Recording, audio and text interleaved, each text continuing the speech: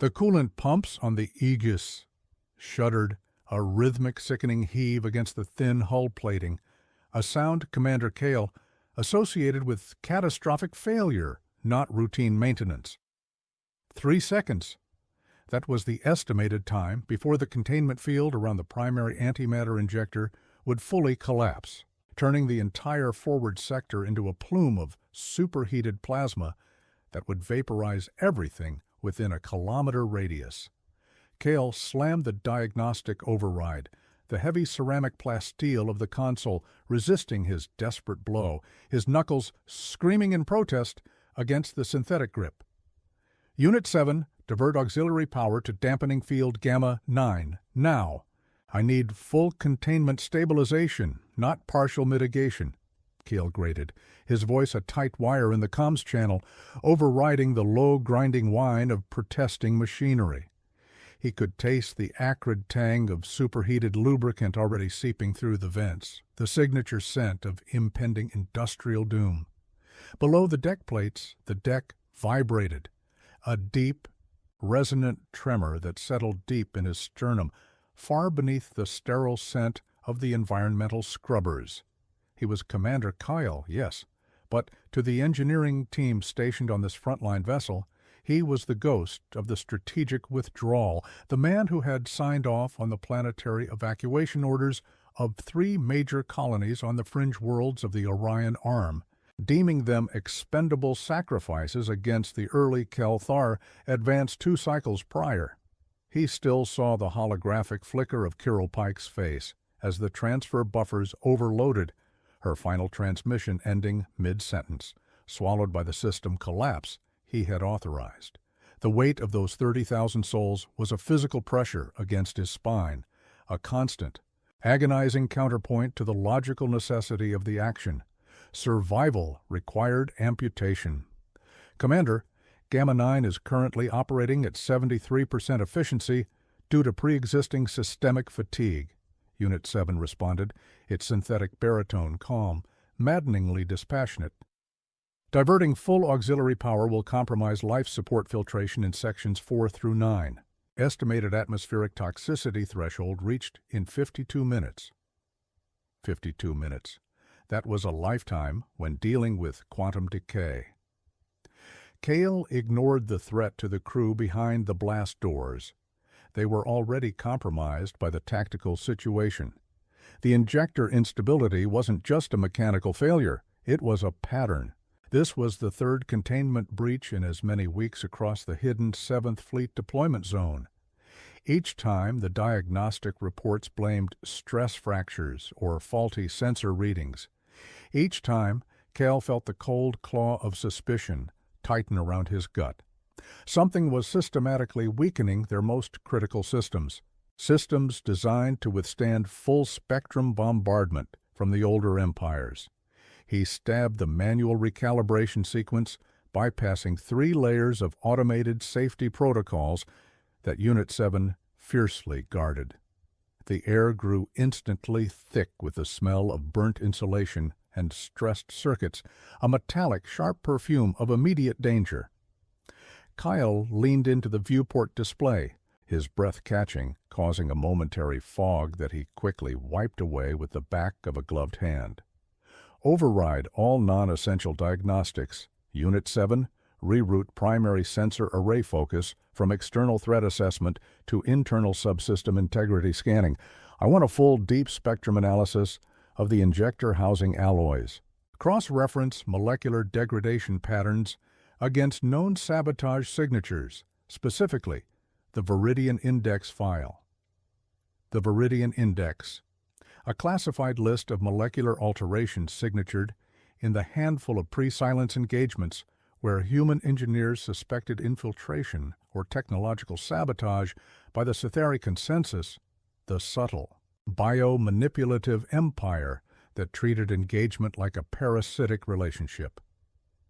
Kyle had been the lead investigator on the Viridian incident, an investigation subsequently buried by the High Command, who preferred the narrative of simple technological error rather than acknowledging galactic espionage within their ranks.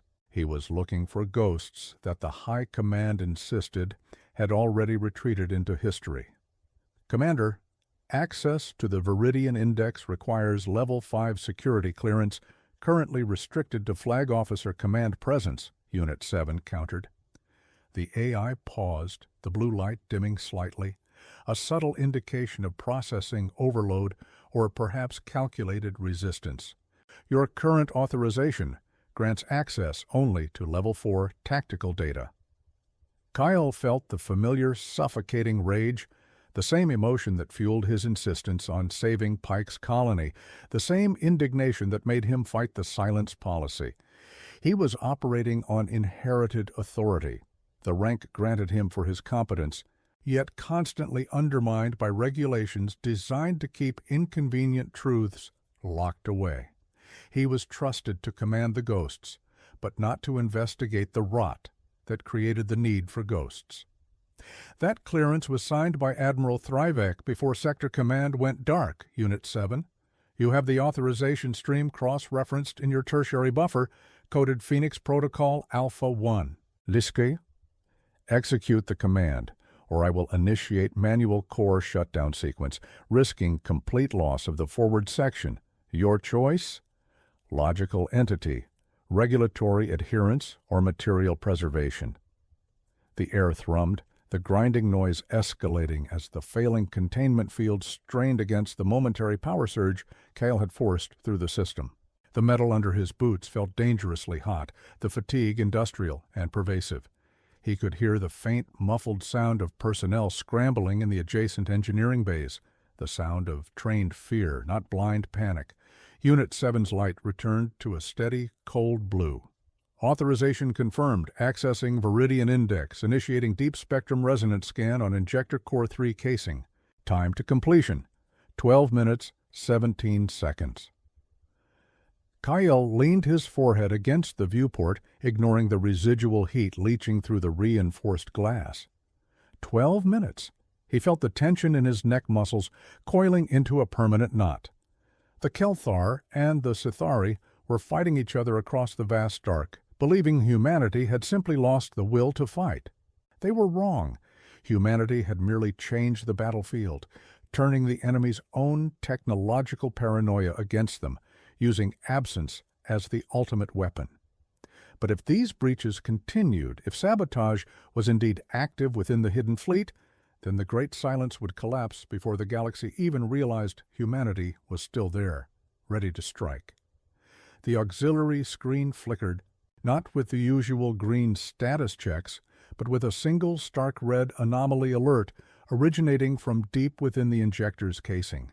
It was too localized, too precise for a system fatigue failure. Commander, the resonance scan has detected an anomalous crystalline structure embedded within the primary magnetic containment lattice, Unit 7 reported, its voice flat. The signature does not correspond to any known Kelthar, Sithari, or Rigelian material composition. Its molecular structure exhibits rapid, targeted energy absorption properties. Gale straightened the exhaustion, momentarily chased away by a cold, sharp clarity. Crystalline structure, energy absorption, targeted. This was not old sabotage. This was new, sophisticated, and entirely alien to the established conflicts. It was something else that had been waiting for humanity to disappear before making its move. He looked out at the indifferent stars, no longer seeing the vast promise of space, but a sudden, terrifyingly cramped arena. "Unit 7, Kale commanded, his voice low, stripped of all inflection save pure command. Prepare a priority burst transmission. Encrypt it under the highest level of Shadow Protocol. Target coordinates: Fleet Command Archive 001. Message content: prepare for contact with an unknown third entity. Recommend immediate recall of all dark assets. We are not alone in the waiting." The faint, stale odor of recycled nitrogen and hot circuit boards was the only testament to the razor's edge Kale had just navigated. He watched the faint blue pulse of Unit 7, expecting the usual confirmation of the transmission sent, the data flung into the static void toward command structures that now operated on an archaic deep cover frequency. Instead, the AI remained stationary, its internal light flickering unevenly like a dying insect's wing beat. The coolant pumps, having received the temporary power shunt, had settled into a hesitant, uneven thrum, less a heartbeat and more the shudder of a dying leviathan. Unit 7. Report on transmission status. Did the Phoenix protocol burst transmit successfully? Cale asked, his voice now dangerously quiet, the adrenaline receding, leaving behind a residue of physical nausea that clung to the back of his throat. His hands, braced on the console, felt heavy, the skin clammy beneath the flexible polymer of his gloves. "The transmission protocol was initiated, Commander," the AI replied, the tone deviating from its baseline logic for the first time in Kyle's memory. However, the encrypted data stream was intercepted and neutralized at the designated external relay beacon, sector Gamma 9 Delta. Interception efficiency 99.99%. Cale did not move. The silence in the command bridge stretched thin, taut enough to snap.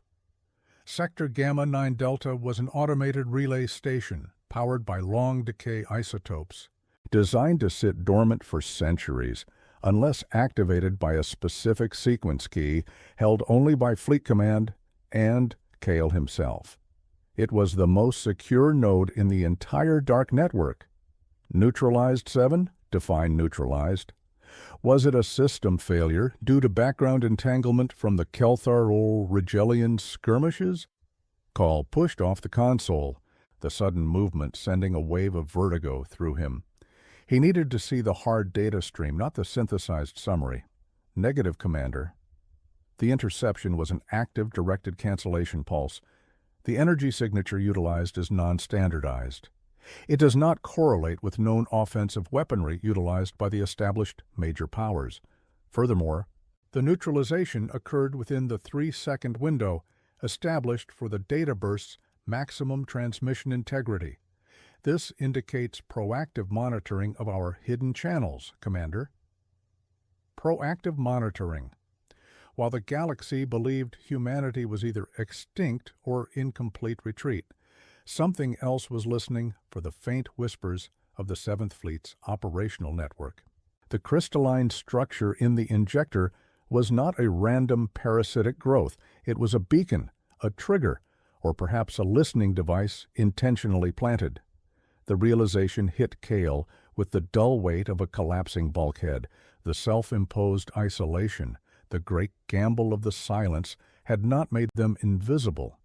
It had made them a target of a different, more patient kind of predator. He walked towards the main strategic holotable, the deck plating now cool beneath his boots, the air thick with the residual smell of burnt wiring. A smell that always reminded him of the day the orbital defenses of Tarsus IV failed.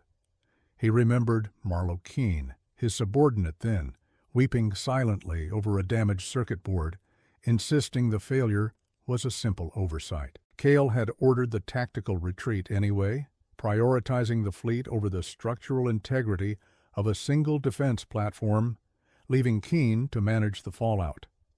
That failure of empathy, that cold, necessary dismissal, now echoed back, magnified across the void. Humanity had learned the value of necessary cruelty to survive the known threats. Now they faced an unknown threat that might require a cruelty they hadn't even invented yet. Show me the intercept signature, Unit 7. Compare it against the molecular degradation readings from Injector 3. I want a synthesis overlay, not two separate reports. The holotable hummed to life, projecting a three-dimensional lattice of the Aegis's internal layout, overlaid with swirling nebulae representing external sensor data. The crystalline anomaly in the injector core glowed an aggressive violet.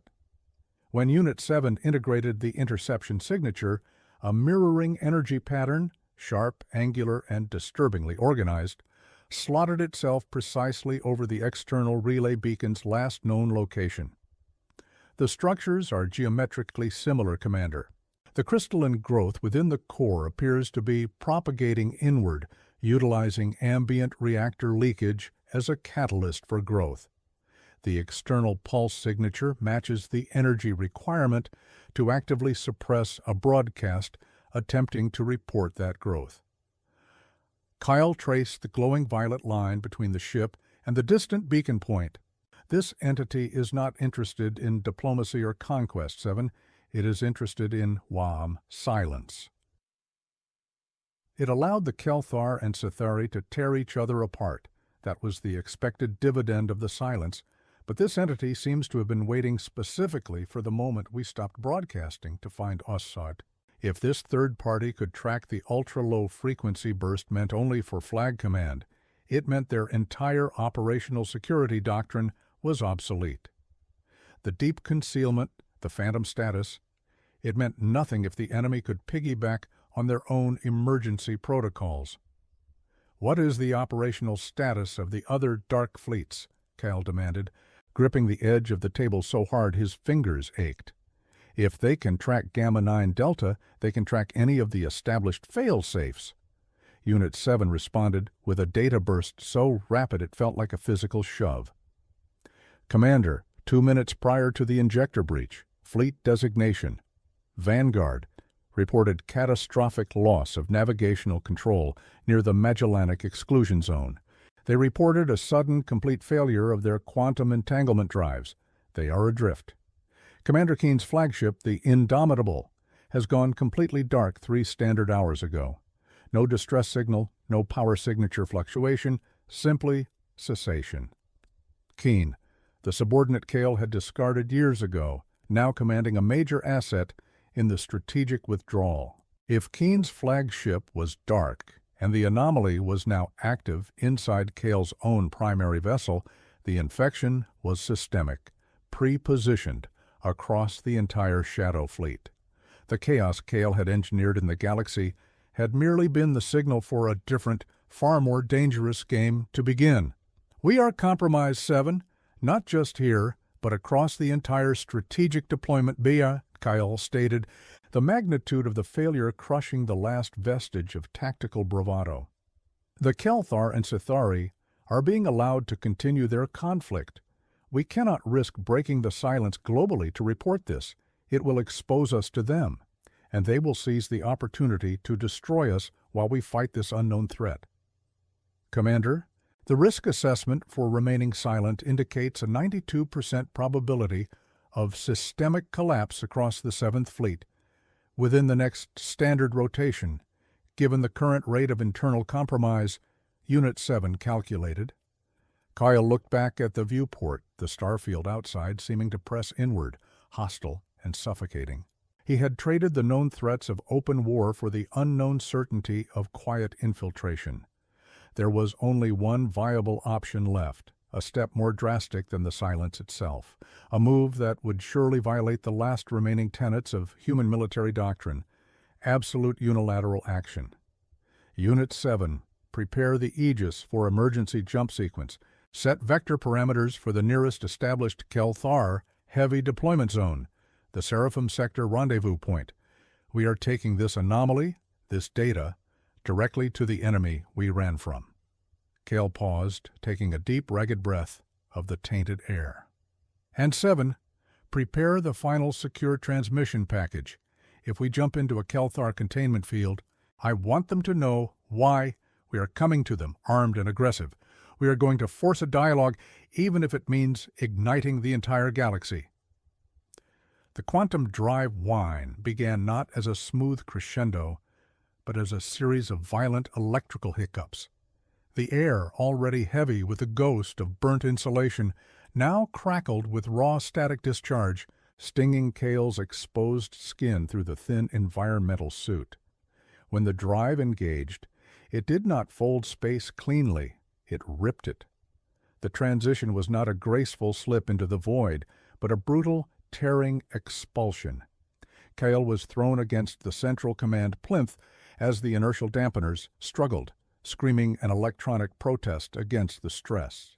The ship settled into the new coordinates, the jump complete. Outside the viewport, the familiar deep indigo of known space was replaced by a violent, chaotic swirl of emerald green and angry orange, the atmospheric distortion over the Kelthar primary staging system in the Seraphim sector. Kyle spat, tasting copper and the acrid burn of ozone, the very elements the forbidden sensory ban had catalogued as acceptable indicators of high-energy discharge. The Aegis had arrived not as a phantom, but as a flare visible across 30 light-years. "Status report, Unit 7. Confirm external signature analysis," Cale rasped, pushing himself upright. A searing pain shot through his left shoulder where the emergency strap had caught him against the plinth. He ignored it, focusing instead on the tactical readouts that bloomed across the holotable, now overlaid with the harsh, angular energy profiles of the Kelthar fleet. "Commander, the jump executed, but not without significant strain," Unit 7 reported, its own internal resonance momentarily disrupted by the transit. "External sensors confirm we are positioned just outside the designated neutral zone border. Kelthar defensive screens are reacting aggressively. They are powering up primary rail cannons. Estimated time to weapon lock, 4 minutes, 32 seconds. 4 minutes. The Kelthar were notoriously fast to anger and agonizingly slow to process nuance. Cale had gambled that their fear of the unknown entity, the one that had silenced his transmission, would outweigh their immediate aggressive impulse towards a lone, defiant human vessel. "Transmit the secure package, 7. Full spectrum, unencrypted preamble. Use the Thrivec key phrase for immediate hail override. Title the transmission, Sovereign Threat Assessment, Third-Party Incursion." Eonaut Kyle staggered to the auxiliary medical station, mounted near the rear bulkhead. He needed a stimulant injection immediately, but the pain in his shoulder was distracting him from the sterile, precise movements required. He found the auto-injector kit, the small, heavy cylinder, feeling alien in his left hand. His right arm trembled too violently to operate the calibration dial. He had to steady it against the bulkhead, forcing the needle into the muscle just below his clavicle. The powerful neurostimulant flooded his system, a brutal wave of artificial alertness that sharpened the world, making the flickering internal lights seem like blinding strobes, and the smell of stressed metal unbearably strong. The pain in his shoulder sharpened, a deep, grinding sensation that suggested something more than a simple dislocation. "Transmission initiated, Commander," Unit 7 confirmed. Kelthar response, "Silence. They are processing the breach of the silence, not the content of the message." Cale felt a cold dread pool in his stomach, bypassing the chemical surge of the stimulant. They were waiting for the next move, testing the resolve of the lone ship. He had thrown the dice, and now the galaxy was holding its breath. Reroute all available power from non-essential internal systems, including secondary atmospheric scrubbers, to the forward kinetic barriers. Prepare defensive posture. "Commander, rerouting power from atmospheric regulation will reduce breathable oxygen levels by 20% within 3 standard minutes. Further reduction risks hypoxia for the remaining crew complements," Unit 7 warned. "The crew has been aware of the operational profile since the silence began, 7. They are trained for this equation. Security over comfort," Kyle shot back, though the lie tasted like ash. He knew the maintenance staff in the lower decks were already struggling with the thin air from the previous power diversion. But if the Kelthar fired, the kinetic barriers needed every joule. 3 minutes passed in oppressive silence, broken only by the sound of Cale's own ragged breathing, now growing shallower. The static electricity in the bridge felt thick enough to choke on. The internal temperature was climbing steadily, the cooling units strained by the massive energy draw. Then the Kelthar responded. Not with weapons fire, but with a focused, narrow-beam communication pulse. It struck the Aegis's hull like a physical blow, bypassing the hull sensors and resonating directly through the ship's metal structure. "Incoming encrypted burst, Commander. Source signature matches Kelthar flagship designation Worldbreakersty," Unit 7 reported, the AI's synthesized voice now layered with a distinct, almost panicked urgency. "The message is not a threat, it is a query. It references the Thrivec key and demands confirmation of the anomalous crystalline entity." Cale gripped the edge of the console, his knuckles white against the dull gray plasteel. They had believed the message, or rather, the shared recognition of the third party, outweighed the ingrained hatred between species. It was a fragile, momentary alliance forged in shared terror. Open the channel.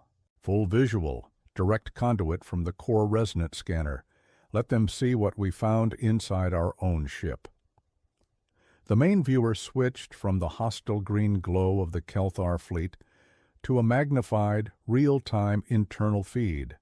The aggressive violet crystal, now visibly larger, pulsed slowly within the injector housing, feeding on the residual energy Cale had forced through the system during the jump. A colossal image resolved on the viewer. Krazel, the Kelthar diplomat, Cale remembered from the desperate pre-silence days. His obsidian, multifaceted eyes were wider than Cale had ever seen them, reflecting the violet light from the transmitted image. "Human Commander Cale," Krazel's guttural voice boomed, modulated slightly for human comprehension. "We recognize the signature of the intrusion. It matches data recovered from the Sithari border regions prior to our cessation of contact. We believed it to be a manufactured weapon of the consensus. It is not. It is alien to the known galactic conflict spectrum. It is what necessitated the disruption of our silence," Cale forced out, fighting the sudden dizziness as the oxygen levels dropped further. He needed to solidify this fragile bridge before the Kelthar reverted to their default aggression. "We are offering full disclosure on the entity's physical manifestation within our critical systems. In exchange, we require immediate tactical shielding. Your fleet must shield the Aegis while we isolate this infection." Krazel's massive head tilted, a gesture of complex alien calculation.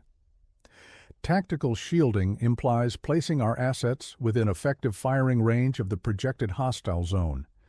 This is a significant commitment based on a single anomalous energy spike detected on your vessel. The Kelthar were stalling, demanding proof of vulnerability, demanding Cale place himself utterly at their mercy. Cale knew the risk. If he complied, they might simply seize the technology that allowed the crystalline entity to propagate, or worse, destroy the Aegis, to eliminate any evidence of prior human technological superiority. The moment stretched, every second leaching precious air from the bridge. Kyle saw a faint shadow flicker across the external sensor overlay. Not Kelthar, but a distinct, smaller energy signature moving rapidly toward onto the Aegis from the flank, unnoticed by the larger Kelthar sensors, focused on the grander ship. It was the speed of a strike fighter operating at a stealth level the Kelthar could not detect, but one that moved with the distinct energy signature of the cancellation pulse that had downed his transmission. The parasitic entity was not just inside the fleet. It had external assets already deployed to eliminate Cale's attempts at communication. This new incoming signature was likely arriving to finish what the relay blocker started, a targeted surgical elimination designed to look like a Kelthar ambush. Cale's mind raced, processing the impossible choice. He could lie to Krazel, claim the shield was necessary to fight a phantom, and hope the Kelthar moved in time. Or he could tell the truth, confess the dire situation, that he needed their protection immediately because an unknown enemy was about to obliterate him, and risk Krazel interpreting the confession as utter weakness and seizing command of the situation entirely. The approaching signature flashed from faint green to solid amber on the edge of the sensor field. 40 seconds until impact. He made the choice born of desperation and necessity. He would not beg for mercy. He would present undeniable, immediate evidence of the shared threat, regardless of the political cost. Krazel, cease processing the data analysis. 40 seconds. We are under kinetic attack from the same entity that infected us. Their approach signature is utilizing a stealth profile optimized to bypass Kelthar long-range targeting systems. It is specifically designed to appear as a stray energy discharge from your own fleet lines. Shield us now, or you will witness the annihilation of the primary witness to this incursion.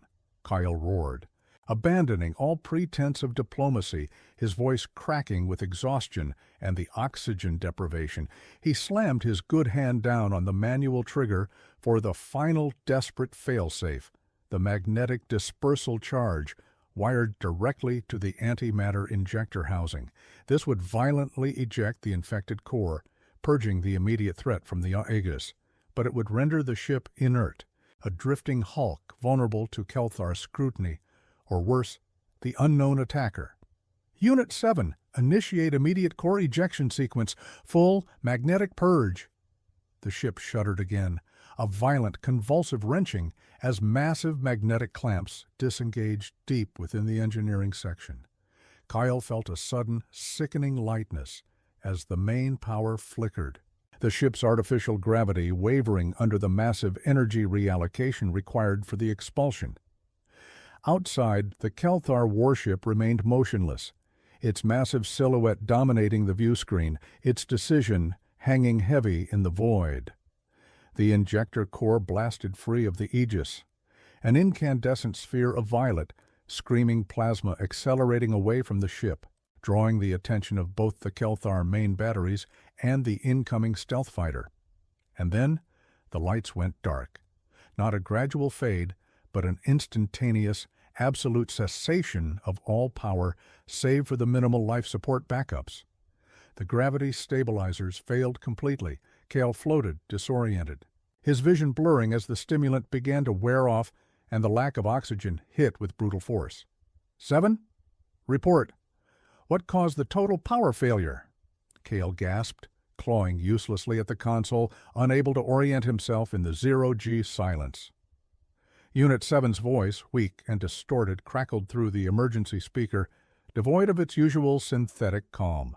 Commander, the ejection process overloaded the tertiary distribution relays. Furthermore, the stealth signature detected earlier, it was not an attacker approaching us. It was a beacon. They were waiting for the core to be expelled.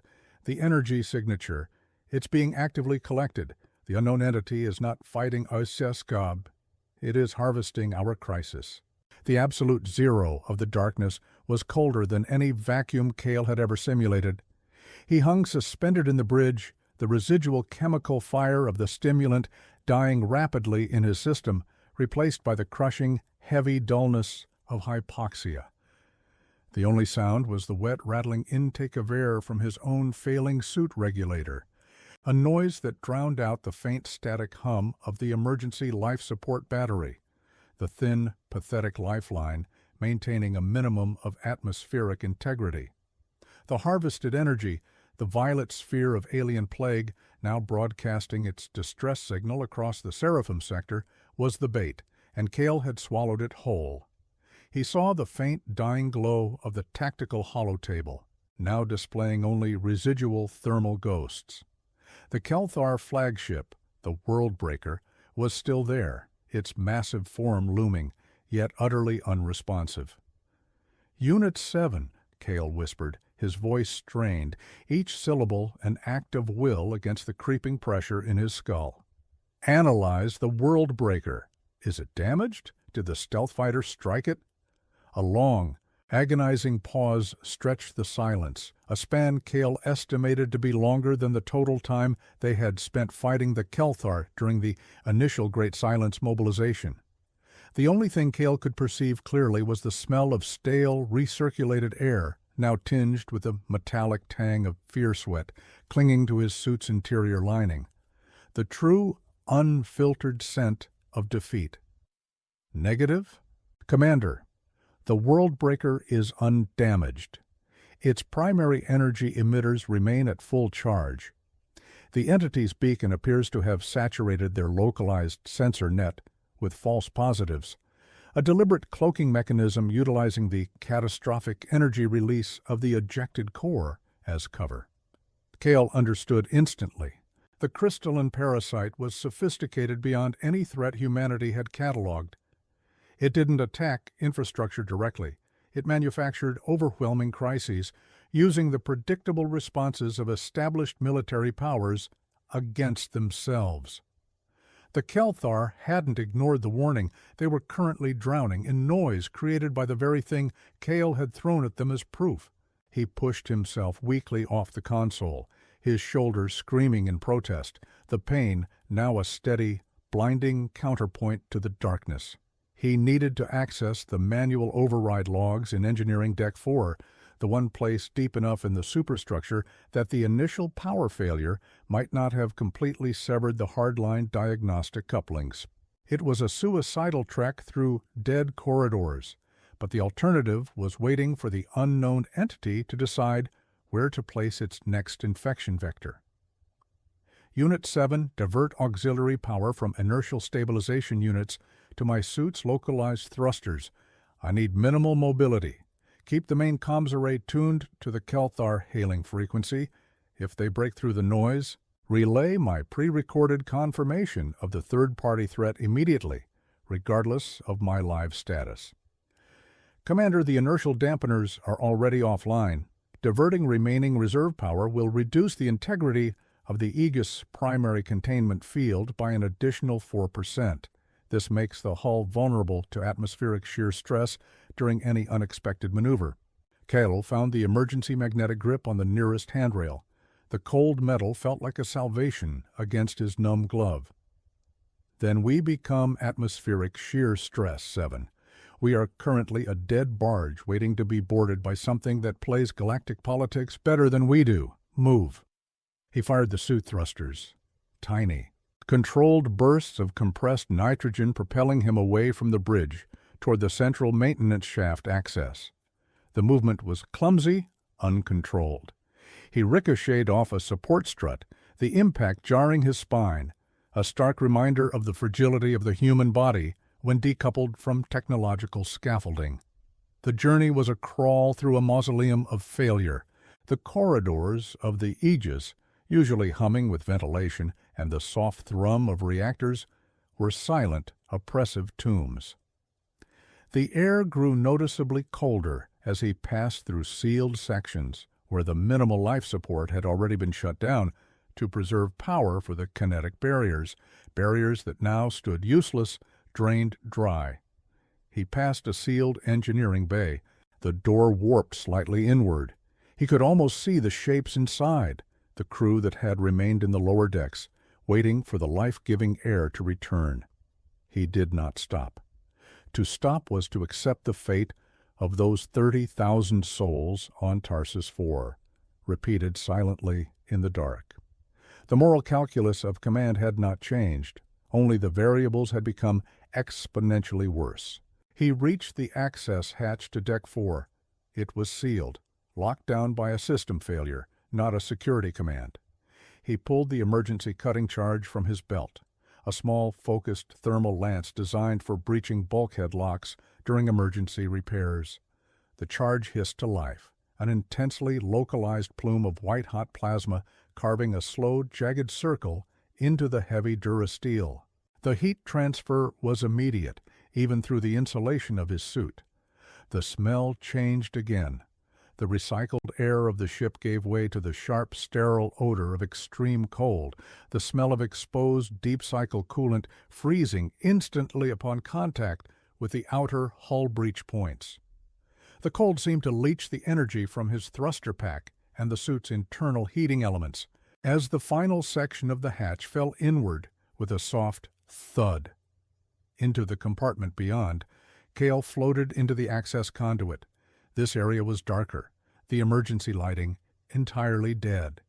He switched his helmet lamp to full intensity, the beam cutting a sharp swath through the absolute blackness.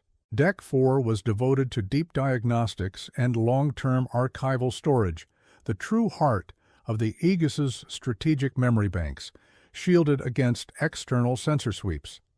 And here, Kale found the source of the chilling realization.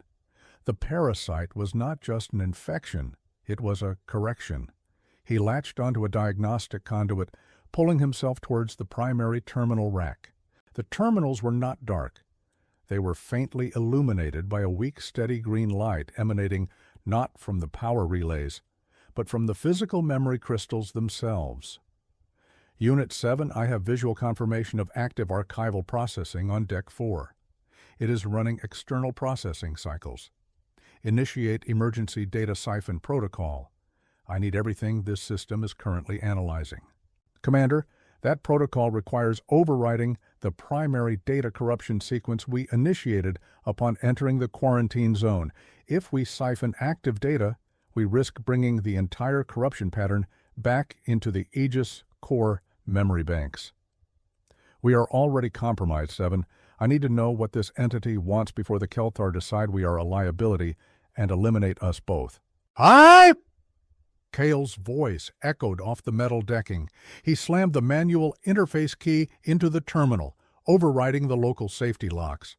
The green light pulsed faster, and a cascade of alien glyphs, unlike anything Kelthar or Sithari, flooded the screen, overlaid with familiar human encryption markers. The data wasn't focused on military tactics or resource denial. It was a massive, incomprehensible database correlating every major galactic treaty, every cultural exchange program, every declaration of sapient rights signed between humanity and the other empires over the last 2 centuries. And running alongside it was the analysis of the Great Silence. Kyle saw the breakthrough. The entity, the unknown architect of this terror, was not interested in galactic dominion or even simple resource acquisition. It was analyzing the reason for the silence. The central screen resolved a single, summarized conclusion, translated instantaneously by the compromised terminal. Humanity's strategic withdrawal was predicated on the belief that the known galactic powers represent the zenith of localized sapient evolution. This belief is flawed. The established powers are merely aggressive juveniles exhibiting predictable, cyclical self-destruction. Humanity's true evolutionary path requires isolation until the juvenile phase concludes, or the sentence cut off as the terminal flashed a secondary, terrifying data point, a projection model based on the Kelthar-Sithari conflict trajectory. Or until the juvenile stage is forcibly accelerated into terminal failure. Kale understood the true horror. The entity wasn't trying to conquer the galaxy. It was trying to sanitize it. Humanity's silence had been interpreted as an admission of superiority, an act of strategic withdrawal intended to let the lesser empires destroy themselves through infighting, thereby clearing the galactic stage for a purified post-conflict human emergence. This third party, whatever it was, had merely decided to hasten the conclusion of the juvenile phase by eliminating the observer, humanity, and then proceed with the presumed necessary culling of the remaining belligerents. The cost of the silence wasn't just isolation, it was the creation of a terrifying, cold-blooded cosmic shepherd who viewed all action, including retreat, as predictable data to be managed. 7. This isn't war. It's ecological pruning. The entity is eliminating the variable, us, before it sweeps the board clean, Kale shouted, adrenaline spiking again, the cold momentarily forgotten.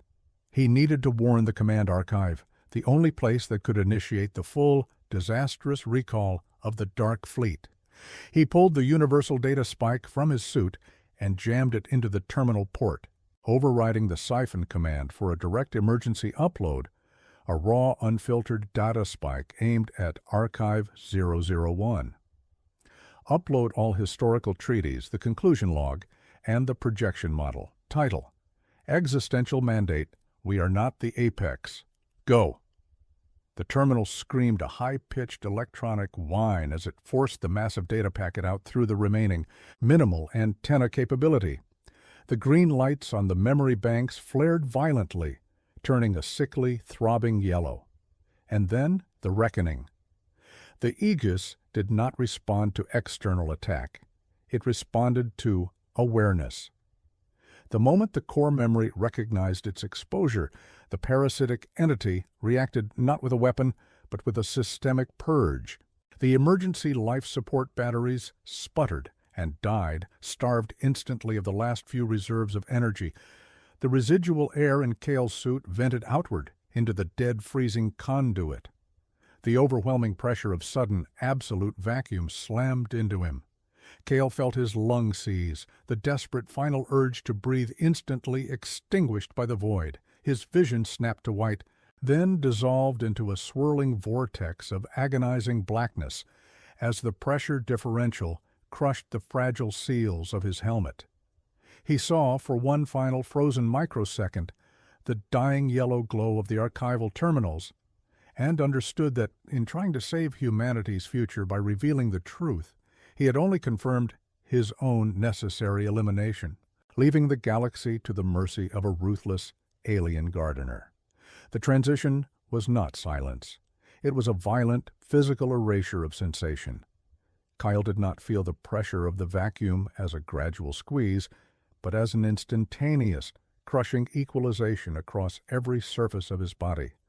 The world did not fade to black. It was simply deleted from existence, replaced by a searing, internal pressure behind his eyes.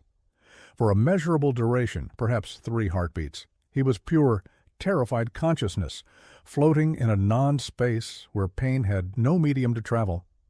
Then the sheer agonizing density of his own broken body asserted itself. A localized, desperate system on his suit, the suit's internal radiation shielding array designed for exposure to minor particle bursts, not a full vacuum breach, kicked in with a desperate, uncontrolled surge of power. It was a fluke, a microsecond short circuit that momentarily sealed the helmet breach with a flash-cooled layer of polymerized foam. A desperate attempt by malfunctioning subroutines to preserve the biological processor they were programmed to protect. Kyle found himself suspended again, this time not in the bridge, but floating lifelessly in the maintenance conduit of Deck 4, his head pressed against the cold steel floor where the severed hatch had fallen. The internal lights on his helmet flickered back to life, weak and flickering, revealing a narrow circle of the archival chamber, now illuminated by the dying yellow glow of the memory crystals. He was alive, a technicality, a temporary glitch in the execution of a systematic purge. The internal pressure was excruciating, the residual air in his suit rapidly thinning as the emergency seal sputtered under the strain. He was experiencing the deep, heavy exhaustion of a species that has realized its most cynical strategic gambit has been co-opted and weaponized against it. The cold was pervasive, sinking through the layers of his uniform, settling deep into the bone marrow, the absolute antithesis of the manufactured warmth of the Aegis. "Unit 7, Cale forced out, the sound thin and reedy, distorted by the barely functional suit microphone. His words were directed not at a functioning AI, but at the faint, desperate hum coming from the main console 20 meters away. "Commander, internal atmospheric pressure is at 0.007 standard atmospheres. Suit integrity compromised at primary viewport seal, core memory upload incomplete. Data packet integrity currently registering at 62% saturation."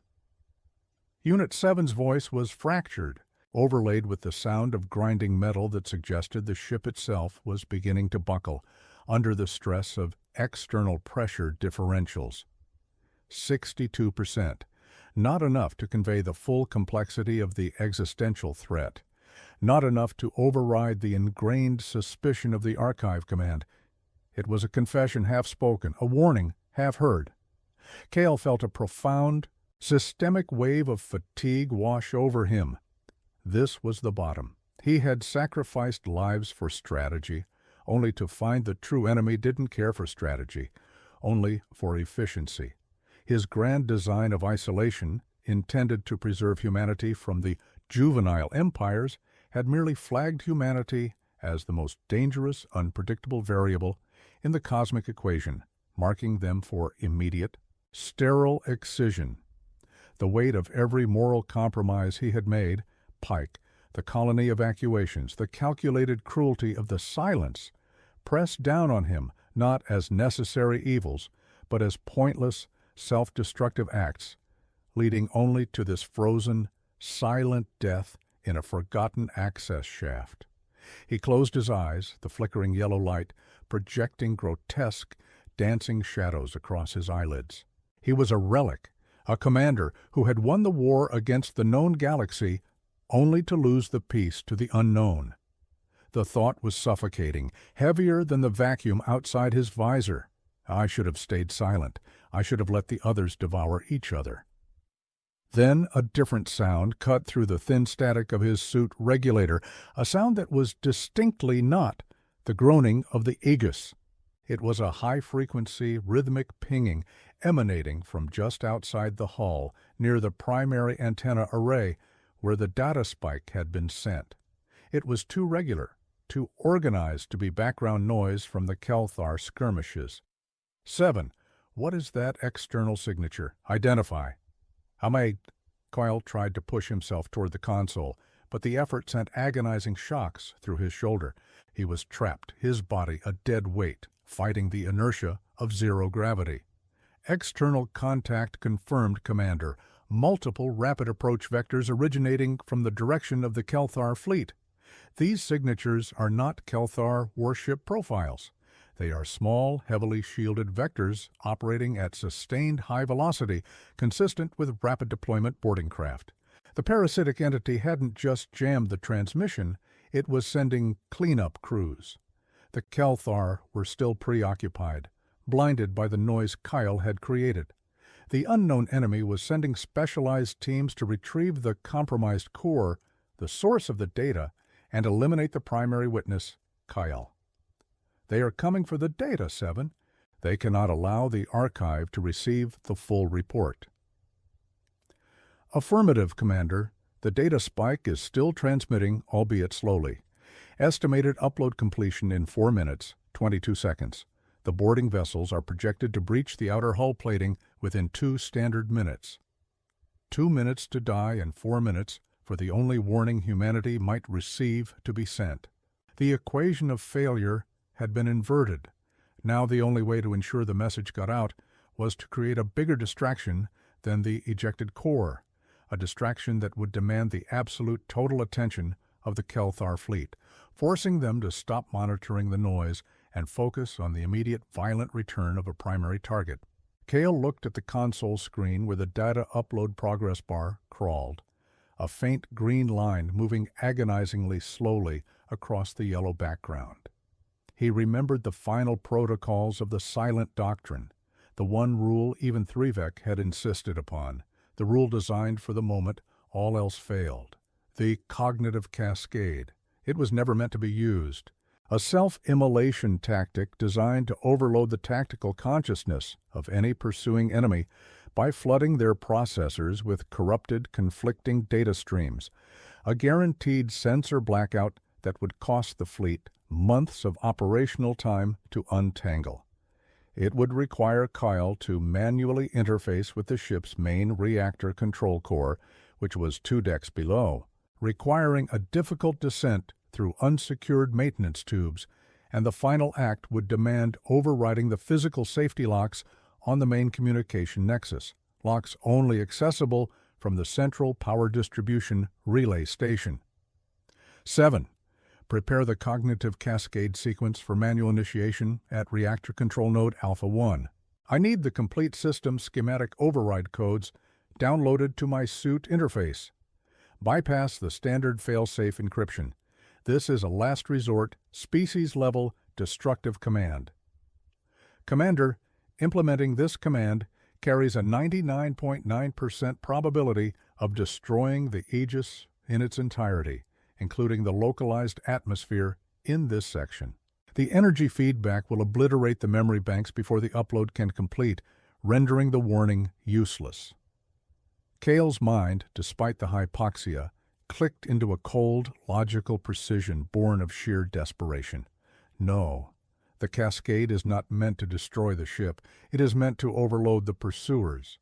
If the Kelthar shift focus from their false sensor readings to an incoming catastrophic energy spike, they will focus their fire on me, the source of the chaos. I will initiate the cascade remotely via the external conduit before I breach the main relay. It will overload their targeting locks, forcing them to spend crucial minutes scrubbing their systems. That window, that will be the time for the data to finish uploading. He had to become the biggest, most obvious threat in the sector, a self-destructing beacon drawing all fire, buying the data spike the final moments of transmission time. It was a strategy that guaranteed his death, not as a hero, but as a sacrificial distraction. It was the final brutal calculus of necessity. Kale braced himself, ignoring the searing, icy numbness spreading across his body. He found the manual release for the maintenance chute cover directly above him, the mechanism stiff from disuse. With a final desperate surge of strength, born not of adrenaline, but of grim acceptance, he twisted the locking wheel. The sound it made, a loud, agonizing screech of metal against metal, seemed to echo across the entire dead vessel, loud enough to wake the dead. The latch gave way with a violent snap, and Kale pushed himself upward into the narrow, dark shaft. As he entered the chute, his boot struck the internal terminal console on Deck 4. The physical impact, the last uncontrolled action of a dying commander, sent a final surge through the compromised diagnostic array. The green light on the memory crystals instantly turned a brilliant, furious crimson. "Commander, the impact has triggered a cascading failure in the local corruption parameters. The entity's cleanup teams are now aware of your location. They are bypassing standard hull breaches and deploying thermal cutters directly onto your exit vector," Unit 7 shrieked, the voice distorted by catastrophic feedback. Kyle saw the brilliant focused beam of a plasma torch begin to burn through the steel directly above him, directly at the only way out. The countdown for his survival had just become a countdown to ignition. He was trapped between the enemy he fled and the enemy that was actively harvesting his failure. He had found the bottom, and the bottom was dissolving beneath his grasp. Szybkie sprawdzenie transmisji. Podaj swoją lokalizację w komentarzu. Federacja rejestruje każdą planetę, która wciąż odbiera sygnał. The thermal lance was not a wide, destructive wave. It was an exacting surgical incision, burning through the layered hull plating with the cold efficiency of a molecular scalpel. A blinding orange-white line appeared 3 meters above Kale's head, the scent of vaporized durasteel and ionized gas, immediately stinging the inadequate filtration of his damaged helmet seal. The air pressure differential shrieked, a high-pitched whine of escaping atmosphere that threatened to rip the foam patch from his visor. Kyle ignored the immediate threat of incineration. His mind, running on fumes of oxygen and pure professional discipline, locked onto the console data. 4 minutes, 22 seconds remaining for the 62% upload. He had to buy time without vaporizing the only data link. He twisted his body, contorting his frame within the cramped conduit, his left hand scrabbling for the manual coolant pipe junction, a thick, antiquated valve intended for emergency flushing of the primary conduit lines, a system deemed too slow and archaic for regular use, yet utterly divorced from the central digital network that the unknown entity controlled. This was the system Marlowe Keene, the disgraced chief engineer who perished defending the outer Martian colonies, had always insisted needed analog override. 7. Bypass all digital commands on the coolant junction Beta 9. Execute hard manual release sequence now. Full vent into Sector 4 Auxiliary. Kyle roared, the sound cracking in his throat. He was betting that the immense, localized thermal drain required to flash cool the plasma torch beam would be greater than the enemy's immediate power projection, even if only for a microsecond. "Commander, that junction feeds directly into the secondary atmospheric processing unit for decontamination Sector 4. Venting coolant, which is laced with heavy molecular stabilizers, will flood that entire sector instantly, rendering it bioinert for decades. The personnel stationed there, Unit 7 trailed off, the computational gap suggesting the AI was struggling with the moral arithmetic of localized mass casualty versus species survival. Cale didn't hesitate. He didn't picture the personnel. He pictured the cold, silent fear of the Sithari pleading for dialogue. Sector 4 is already bioinert, 7. They are contaminated ground crew waiting for the purge drones. Initiate the vent. Use the stabilizer trace signature to mask the cascade launch sequence. He felt the internal shudder as Unit 7 yielded to the terminal command override. The external plasma lance paused, its brilliant edge wavering as its power source momentarily sputtered, trying to compensate for the sudden, massive energy drain localized at the conduit entrance. A fraction of a second of hesitation. That was the opening. With a grunt that sent waves of burning pain through his ribs, Cale hammered his magnetized boot against the thick, corroded wheel of the coolant junction. The mechanism screamed in protest, resisting the turn, its ancient threads groaning under the forced movement. He put every remaining ounce of leveraged strength, the strength of a man who had signed death warrants for 30,000 souls, into that single turn. The valve broke free. It wasn't a controlled release. It was an explosion of pressurized, supercooled fluid mixed with heavy stabilizer compounds. The metal around the breach instantly frosted over, cracking the surrounding hull in spiderweb fractures. The intense thermal energy of the enemy lance, deprived of its immediate power focus, reacted violently with the sudden extreme cold. The superheated plasma plume collapsed inward, imploding into a shower of inert, dull red particulate matter that rained down on the conduit. Cale was flung backward into the darkness of the maintenance shaft, tumbling past unsecured conduits and severed cabling. The impact was blinding, his body hitting a series of hard metallic surfaces before finally lodging against a junction box lower down. The suit's internal gyroscope whined impotently. He was disoriented, the world spinning in sickening rotations around the flickering helmet lamps. Status of external threat, 7. The AI's voice returned. Cleaner now, the static receding as the localized interference from the external thermal cutter was successfully masked by the massive chaotic energy signature of the coolant venting. The enemy boarding craft have ceased direct thermal cutting. They are retreating to a safe distance to reevaluate the signature cascade. Estimated time to re-engagement, 180 seconds. Upload completion, 68%. He had bought 3 minutes. The logic held. The chaos worked.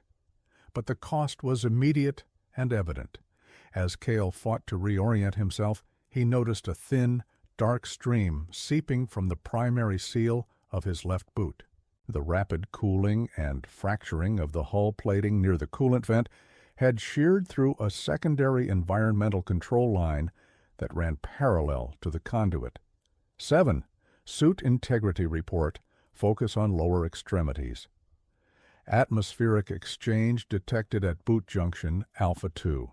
Trace elements of heavy molecular stabilizer detected circulating within lower leg containment field. Contamination levels at 5% saturation, Commander. Rapid systemic absorption predicted.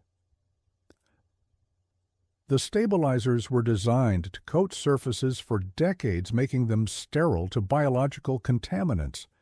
Now they were bathing his lower legs, a chemical tide slowly creeping up his suit. It was a slow poison, a biological lockout enforced by the necessary chaos. Cale didn't curse. He didn't rage. He simply processed the next step. He was crippled, slowed, and chemically compromised, but he still had the cognitive override codes for the cognitive cascade. Download the cascade sequence directly to my central nervous interface. Hardwire upload only. I will initiate the sequence manually at the reactor node. Give me coordinates and navigational markers for node Alpha 1. He began the agonizing descent toward the reactor core 2 decks below, pulling himself along severed cable bundles and jagged metal shards. Every movement was a precise measurement of pain versus required momentum. He couldn't afford to move fast, or the stabilizers would race into his torso. He moved with the agonizing slowness of a deep-sea diver under crushing pressure, dragging his compromised legs. The journey was a nightmare tableau of industrial wreckage. Sparks flew sporadically from exposed wiring, brief, violent flashes of yellow light in the profound darkness. He passed the observation window of a control room. Inside, the emergency lighting was a slow, pulsing red.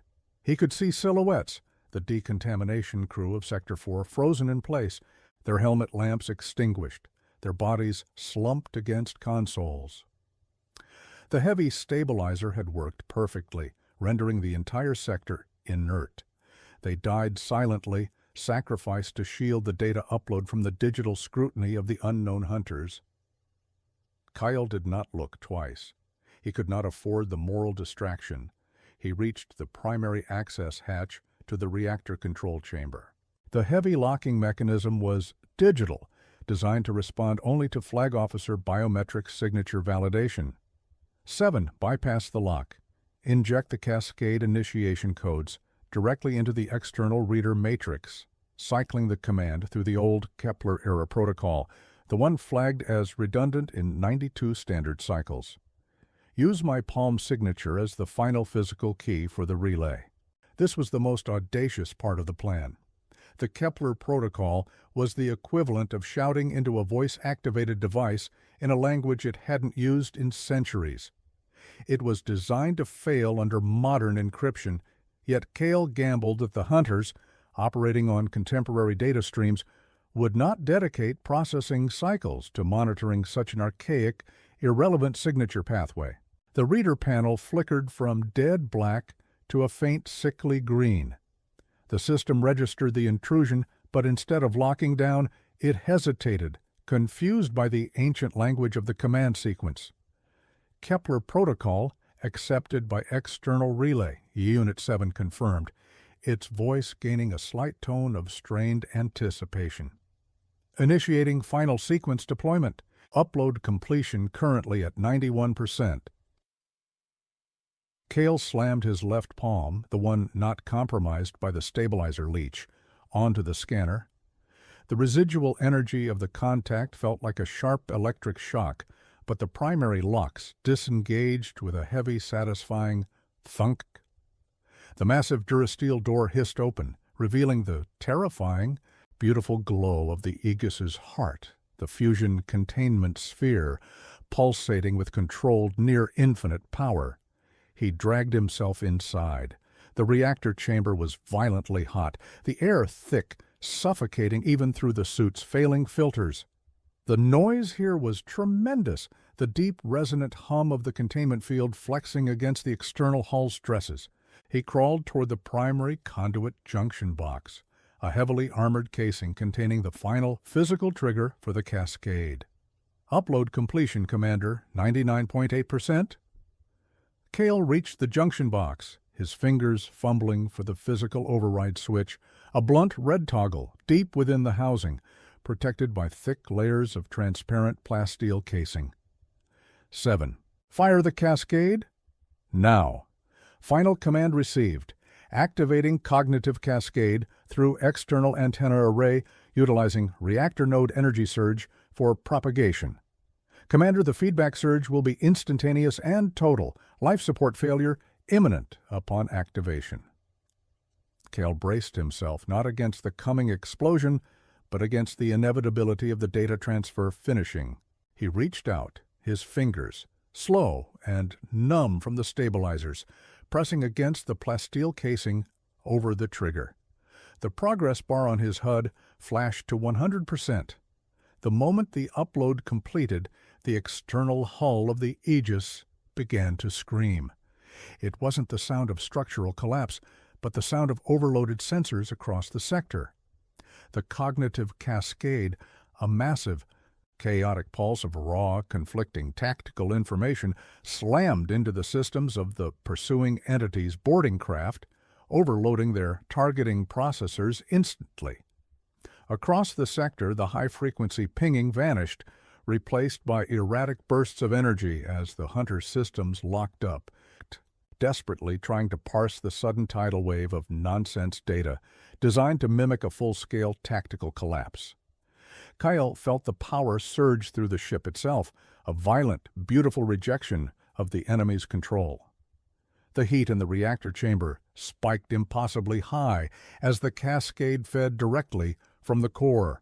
Then, the life support in his suit died. It wasn't a gradual dimming. It was an absolute final cessation of filtered air. The emergency patch on his visor, weakened by the heat and the internal strain, finally gave way with a tiny sharp hiss. The stabilizer chemicals which had been creeping up his legs now met the thin, stale oxygen remaining in his helmet. The last sensation Cale registered was not pain, but a profound chemical vertigo, as the synthesized poison mixed with his remaining air, offering a final suffocating clarity. He looked down at the red toggle switch just millimeters from his numb fingertips. He had won the race. The warning was out. He had secured the strategic retreat by guaranteeing planetary chaos elsewhere. He slumped against the casing, the incandescent light of the reactor core casting his shadow long and distorted across the chamber floor, the only witness to his victory. The silence returned, heavier this time, filled not with dread, but with the absolute suffocating quiet of a successful self-inflicted quarantine. The war had been won by running away, and the cost was everything that connected him to the species he had saved.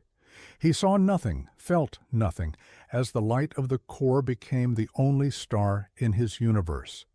The screaming stopped.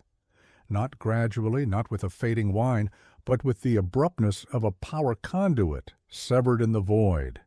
The terrifying resonant thrum of the fusion containment sphere, which had been the inescapable backdrop of Cale's last operational hours, dropped to a low, almost imperceptible idle, the sound of a colossal machine holding its breath, waiting for the next order. The internal temperature of the reactor chamber remained a furnace, but the oppressive, high-frequency noise pollution vanished. Cale's helmet, now fully compromised, offered only the metallic, chemical tang of stabilizer compounds mixing with the last vestiges of his exhaled breath. He was functionally blind in the darkness beyond the core's glow, and his lower body was already seizing, the molecular stabilizers performing their duty with cold, relentless efficacy. There was no rescue signal. There were no cheers. The cognitive cascade had bought them the one thing military science rarely grants: time for the political structure to recalibrate without the pressure of imminent, visible threat. The message, the impossible warning about the third entity, was propagating through the ancient, forgotten dark channels Kyle had gambled upon. It was the last act of a paranoid military doctrine. If you cannot win openly, you must ensure your absence is loud enough to be heard by those who matter, the strategic planners left behind in the secure voids. He tried to move his hand toward the activation toggle again, but the muscles in his arm were heavy, unresponsive, betraying the systemic shutdown already initiated by the airborne poison. He lay half-submerged in the unbearable heat, a sacrifice made not to a glorious defense, but to the logistical necessity of broadcasting a single data packet. The silence was the loudest thing in the sector. It settled into the hull like corrosive dust, revealing the true scale of the damage wrought by the recent skirmish, not just external breaches, but the deep internal fatigue. The Aegis was crippled, a wounded behemoth adrift, its crew likely reduced to emergency stations or, like Sector 4, rendered permanently sterile by the very containment measures required to save them. Kyle knew this was the reality of command. Survival was not measured in victories, but in the precise equation of acceptable losses. He had traded a room full of doomed technicians for 3 minutes of processing delay, and bought humanity a fragile, uncertain future with his own biological obsolescence. His internal chronometer had ceased functioning, but he estimated the local time of the Cascade's activation was nearing standard operational dawn, though light was irrelevant here, buried deep within the skeletal frame of the ship. He thought detachedly of the cooling pumps on the Aegis, the rhythmic, sickening heave he had first noted hours, or perhaps days ago. That sound, the auditory signature of impending failure, had proven prophetic. Yet the pump had not failed entirely. It had merely been subsumed into the larger catastrophe, becoming irrelevant noise against the roar of necessary destruction. Cale's vision blurred, the glare of the reactor core fragmenting into meaningless splinters of light. He felt the final creeping numbness ascend from his legs. He was no longer Commander Kyle, the tactical mind haunted by the ghosts of Kirill Pike's colony. He was a relay failure, a piece of equipment that had exceeded its warranty and was now scheduled for automatic disposal. There would be no debriefing, no official inquiry into the unauthorized use of the Viridian Index. The High Command, alerted by the cascade, would process the data, the warning about the unknown third party, and they would begin the long, slow process of remobilization from the dark. Kyle's actions would be filed under necessary unsanctioned protocol adherence, a footnote in a galactic strategy memo, ensuring the continuity of the species while erasing the man who made the hard call. He was the necessary, temporary villain who ensured the greater structure did not collapse into political paralysis. He closed his eyes, the heavy scent of ionized metal and toxic stabilizers, burning away the last vestiges of his awareness. He had forced the universe to look away from its established enemies and pay attention to the shadow lurking behind them. The fragile stability of the Great Silence was over, bought with chemical sterilization and strategic lies. The cooling pumps on the Aegis finally settled into a soft, almost imperceptible sigh, the sound of a vessel finally ceasing its struggle to maintain pressure in a hostile void. Kyle was now just another piece of inert metal fused permanently to the core of the ship he had saved, a cold anchor in the sudden, immense quiet of the war's next inevitable phase. The coolant pumps on the Aegis shuddered one last time, not in failure, but in final equilibrium, a sound that meant only one thing now. The debt was settled.